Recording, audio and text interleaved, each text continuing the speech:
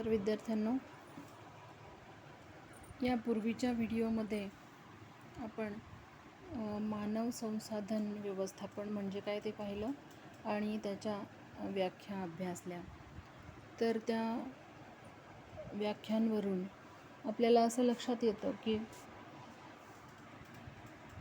मानव संसाधन व्यवस्थापन म्हणजे व्यवसायाचे वेगवेगळ्या प्रकारचे जी उद्दिष्ट आहेत, पूर्वनिर्धारित उद्दिष्ट आहेत, ती गाठता यावीत व त्याचबरोबर व्यवसायात काम करणाऱ्या सर्व व्यक्ती ह्या त्यांच्या पूर्ण कार्यक्षमतेने आणि उत्साहाने त्यांना काम करता यावं, त्याचबरोबर त्यांच्या क्षमतांचा व्यवसायामध्ये विकास सतत होत राहावा आणि तसंच त्या व्यक्तींमध्ये जास्तीत जास्त समाधान तर असावं, पण तरी त्यांचं जास्तीत जास्त योगदान हे त्यांनी संघटनेच्या उद्दिष्टपूर्ततेसाठी द्यावं, यासाठी प्रेरित करण्याच्या प्रक्रियेला आपण मानव संसाधन व्यवस्थापन असं म्हटलेलं आहे. तर या व्याख्यांवरून आपल्याला काही मानव संसाधन व्यवस्थापनाची काही वैशिष्ट्य आपल्याला लक्षात येतात. तर आपण आता पहिलं वैशिष्ट्य बघूयात, ते म्हणजे अचूक निर्णय. तर अचूक निर्णय घेणं हे कुठल्याही व्यवस्थापनाचं खूप महत्त्वपूर्ण कार्य समजलं जातं, कारण जे काही निर्णय घेतले जातात त्याच्यावरती व्यवसायाचं काही वेळेला यश अपयश किंवा त्या विशिष्ट प्रकारच्या प्रकल्पाचं यश आणि अपयश हे ठरवलं जाऊ शकतं किंवा निश्चित होत असतं. म्हणून निर्णय प्रक्रियेला व्यवस्थापनामध्ये खूप महत्त्वाचं स्थान आहे. तर ज्या काही समस्या व्यवसायामध्ये येत असतील त्या समस्येच्या निवारणासाठी सुद्धा आपल्याला निर्णय काही घ्यावे लागतात. तर त्यासाठी त्या समस्यांना शोधून त्यानंतर ते निवारण करण्यासाठी विविध पर्यायांचा सुद्धा शोध घ्यावा लागतो आणि त्या पर्यायांचं योग्य मूल्यमापन करून मग योग्य पर्याय त्या समस्येच्या निवारणासाठी निवडावा लागतो. तर अशा प्रकारे व्यवस्थापनाला वेळोवेळी निर्णय घेण्याची आवश्यकता भासत असते आणि ते निर्णय जर अचूक होत गेले आणि योग्य होत गेले तर व्यवसायाच्या उद्दिष्टपूर्ततेसाठी त्याचं खूप मोठं सहाय्य होऊ शकतं, मदत होऊ शकते. त्यानंतर दुसरं आहे अधिकार अंतरणाची व्यवस्था. अधिकार अंतरण म्हणजे काय? तर डेलिगेशन ऑफ अथॉरिटी, त्याला आपण अधिकार अंतरण असं म्हणतो.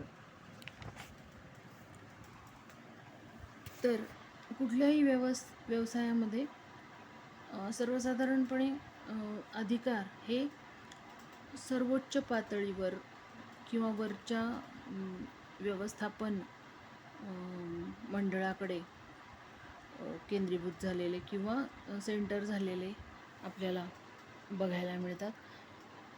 तर त्या अधिकारांचं उच्च पातळीवरील व्यवस्थापनाच्या नंतर मध्य पातळीवर आणि त्यानंतर निम्न पातळीवर जसजसं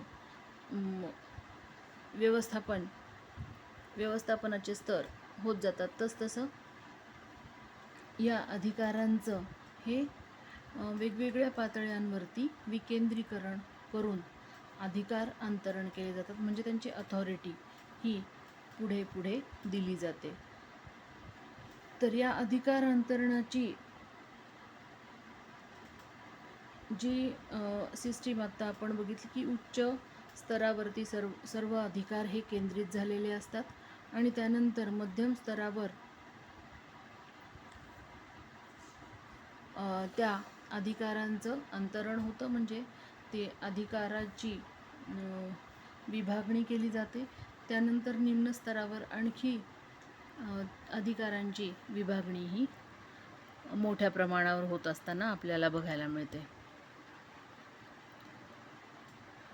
तर यात सगळ्यात महत्त्वाची गोष्ट लक्षात ठेवण्यासारखी अशी आहे की अंतरण किंवा वितरण हे फक्त अधिकारांचं केलं जाऊ शकतं. जबाबदाऱ्यांचं मात्र कधीच अंतरण होत नाही. म्हणजे डेलिगेशन ऑफ आपण अथॉरिटी म्हणतो, डेलिगेशन ऑफ रिस्पॉन्सिबिलिटी शक्य नाही किंवा होऊ शकत नाही. कारण की आपण आपले अधिकार लोकांना देऊ शकतो आपल्या ऐवजी. जसं आपण म्हणतो की मध्यस्थाला आपण आपलं एखादं काम सांगतो करायला, तर अशा वेळेस आपण आपले अधिकार त्याला देऊ शकतो, पण आपली जबाबदारी मात्र आपण दुसऱ्यांवर ढकलू शकत नाही किंवा जबाबदारी देऊ शकत नाही. त्यामुळे अंतरण हे फक्त अधिकारांचं केलं जात असतं, पण जबाबदाऱ्यांचं मात्र अंतरण होत नसतं.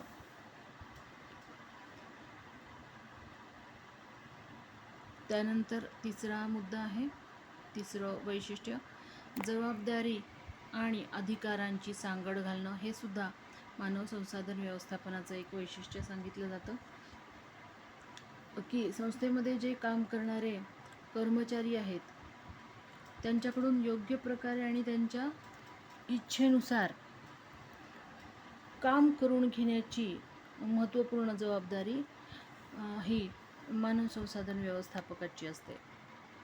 तर त्यासाठी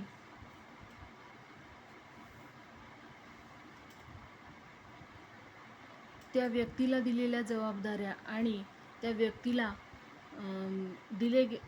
ती जबाबदारी पूर्ण करण्यासाठी दिले जाणारे अधिकार यांची प्रभावीपणे सांगड घालण्याचा प्रयत्न हा मानव संसाधन व्यवस्थापकामार्फत केला जात असतो. तर ज्या प्रकारे जबाबदारी दिली त्या प्रकारे जर त्या व्यक्तीला अधिकारही दिल्या गेले तर ती व्यक्ती आपलं जे काम आहे ते व्यवस्थित प्रकारे त्याचं कार्य हे खूप जास्तीत जास्त कुशलतेने आणि जलद गतीने करू शकते. त्यानंतरचं चौथं उद्दिष्ट आहे उद्दिष्टांची पूर्तता. तर जसं आपण सुरुवातीपासून बघतो की व्यवसायाची जी वेगवेगळ्या प्रकारची उद्दिष्टं असतात ती पूर्ण करण्यासाठी व्यवस्थापक हा वेगवेगळ्या प्रकारचे कार्य करत असतो. तर आपल्याला जसं माहीतच आहे की कोणत्याही व्यवसायाचं हे मुख्य उद्दिष्ट हे नफा कमवणं, जास्तीत जास्त नफा कमवणं हे असतं. तर कोणत्याही व्यवसायाचं जे यश आहे ते त्याच्या नफ्याच्या वरून आपण ठरवत असतो. त्यामुळे मानव संसाधन व्यवस्थापन जे आहे हे एक नफा कमवण्याचं उद्दिष्ट पूर्ण करण्यासाठी असलेलं साधन मानलं जातं. तर व्यवसायाचं जे मुख्य उद्दिष्ट आहे नफा कमवण्याचं ते मानव संसाधन व्यवस्थापकाद्वारे खूप चांगल्या पद्धतीने पूर्ण करता येऊ शकतं. त्यानंतर पुढचं वैशिष्ट्य आपण बघूया, ते आहे कुशल संयोजन.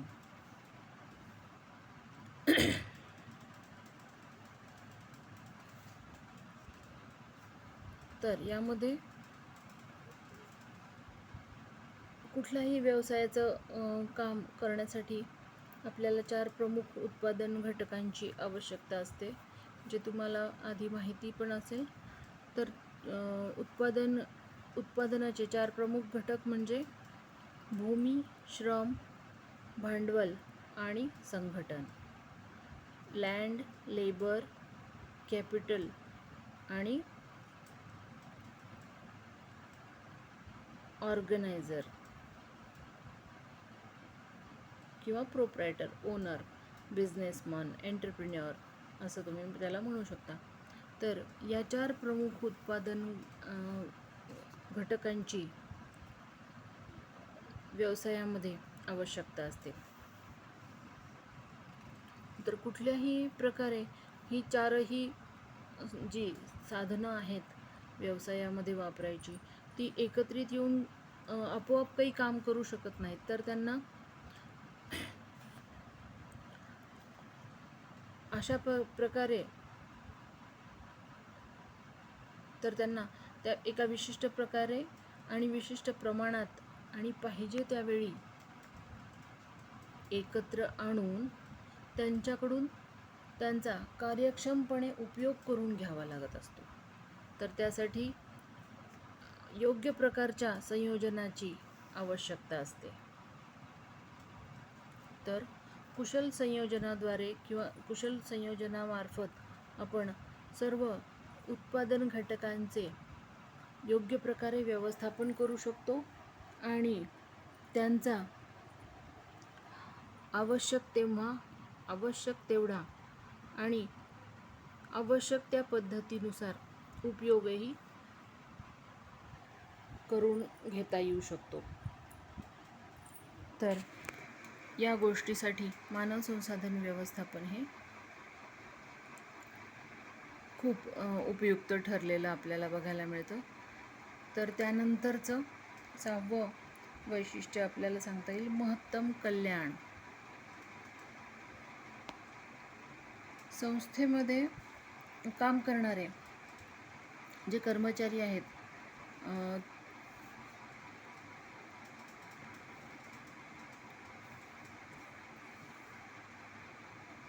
तर त्या कर्मचारी जे काही व्यवस्थापनामार्फत दिलेले आदेश आहेत ते कितपत पाळतात किंवा कितपत जबाबदारीने ते आदेश मान्य करतात, अंमलात आणतात, यावरतीच कुठल्याही व्यवसायाचं यश हे अवलंबून असतं. जरी कितीही वेळा एखादा व्यवस्थापक एखादी गोष्ट किंवा काम करण्याचं सांगत असेल आणि कर्मचारी जर काम करत नसतील सांगितलेलं, तर कुठल्याही प्रकारचं काम हे किंवा प्रकल्प हे वेळेत पूर्ण होऊ शकत नाहीत आणि त्यामुळे खूप अडचणींना व्यवसायाला सामोरं जावं लागू शकतं. तर अशा प्रकारे अशा अडचणी येऊ नयेत म्हणून व्यवस्थापनाला खूप प्रयत्न करावे लागतात. त्यांना वेळोवेळी त्यांच्या कामामध्ये मदत करावी लागते. तसंच त्यांना पाहिजे असल्यास योग्य ते मार्गदर्शन पण त्यांना करावं लागतं.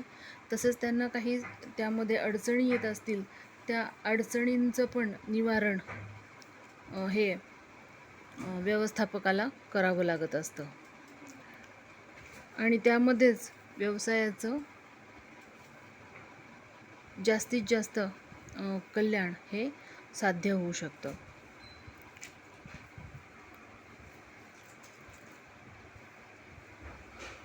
तर मानव संसाधन व्यवस्थापनाचं हे एक आपण वैशिष्ट्य म्हणू शकतो की त्याद्वारे आपण व्यवसायामध्ये वेगवेगळ्या प्रकारचे शास्त्रशुद्ध पद्धतीने प्रयत्न करून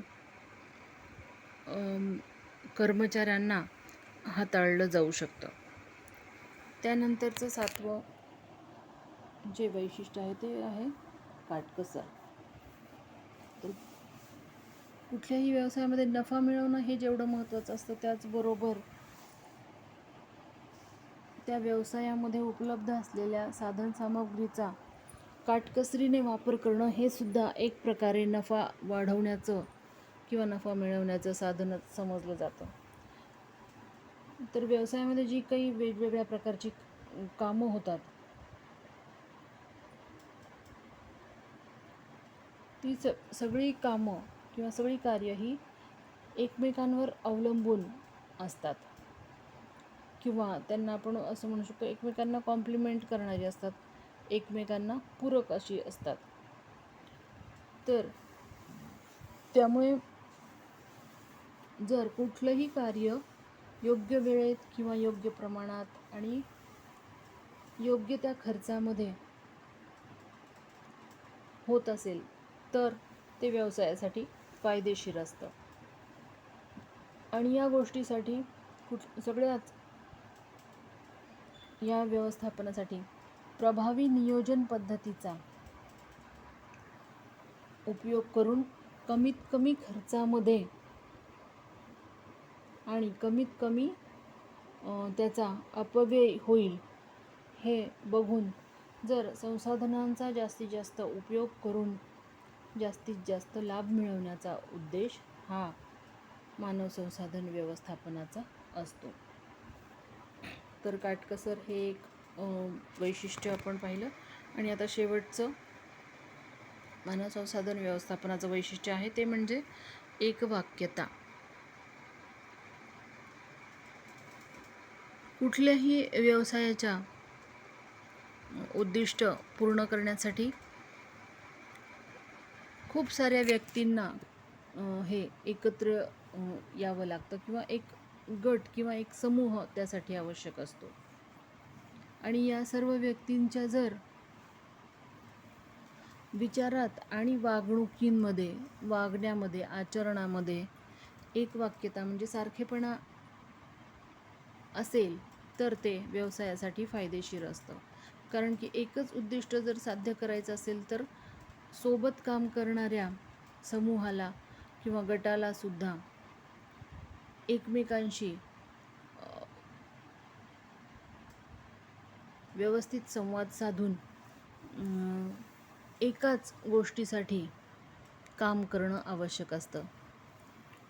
तर त्याचप्रमाणे जे काही साधनसामग्री व्यवसायामध्ये उपलब्ध आहेत त्याचा जास्तीत जास्त व्यवस्थितपणे उपयोग करणं सुद्धा तितकंच आवश्यक असतं. त्यामुळे कर्मचारी व्यवस्थापनाद्वारे किंवा मानव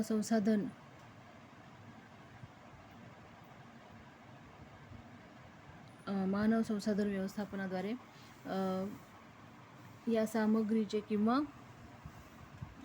संसाधनं जी उपलब्ध आहेत त्यांचा उपक्रमामध्ये व्यवस्थित वापर करून व्यवसायाची उत्पादकता वाढवण्याचा प्रयत्न केला जातो. तर अशा प्रकारे मानव संसाधन व्यवस्थापनाची वैशिष्ट्य आपण अभ्यासली. तर एकूण 8 वैशिष्ट्ये आहेत. आता यानंतरचा मुद्दा आपण पुढच्या व्हिडिओमध्ये बघूयात. धन्यवाद.